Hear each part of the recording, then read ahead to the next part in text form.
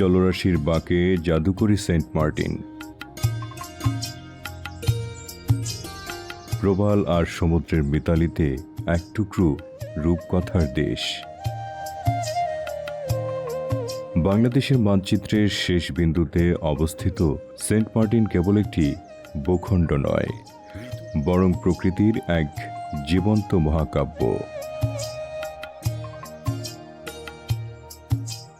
নোনা জলের স্পর্শে এখানে প্রতিটি প্রহর নতুন নতুন রঙে আবির্ভূত হয়।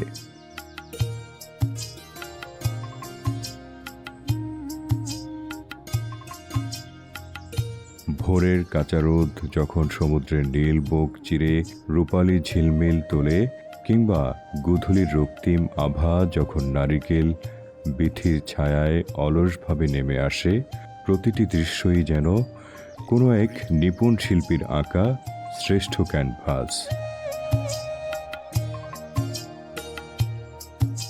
প্রবল প্রাচীরের আদিম সৌন্দর্য, টলটলে স্বচ্ছ জল আর সামুদ্রিক হাওয়ার ম গন্ধে ঘেরা এই দ্বীপটি ক্লান্তি ভুলিয়ে আত্মাকে এক অপার্থিব প্রশান্তিতে ডুবিয়ে দেয়। বাংলাদেশের দক্ষিণ প্রান্তে বঙ্গোপসাগরের নীল জলরাশির বুকে জেগে থাকা এক অপূর্ব বিস্ময় সেন্ট মার্টিন দ্বীপ। শান্ত বালুকা বেলা, স্বচ্ছ নীল সমুদ্র, সারি সারি নারিকেল গাছ আর প্রবালের অনন্য জগৎ মিলিয়ে এটি যেন প্রকৃতির আঁকা এক জীবন্ত ছবি। প্রাকৃতিক সৌন্দর্যের এই অনন্য মেলবন্ধনই সেন্ট মার্টিনকে দেশের অন্যতম আকর্ষণীয় পর্যটন গন্তব্যে পরিণত করেছে।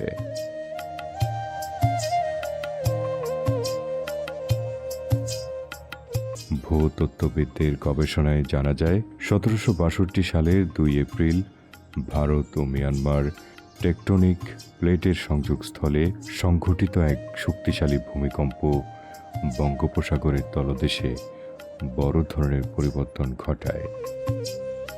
রিক্টার স্কেলে প্রায় 8.5 মাত্রার সেই ভূকম্পনের ফলে সমুদ্রের তলদেশের একটি অংশ হঠাৎ উপরে উঠে আসে।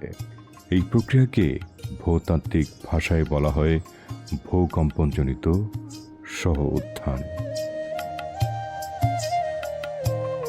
এই ঘটনার ফলেই সেন্ট মার্টিন দ্বীপ এবং টেকনাফ উপকূলের কিছু অংশ প্রথমবারের মতো সমুদ্রপৃষ্ঠের উপরে দৃশ্যমান হয়।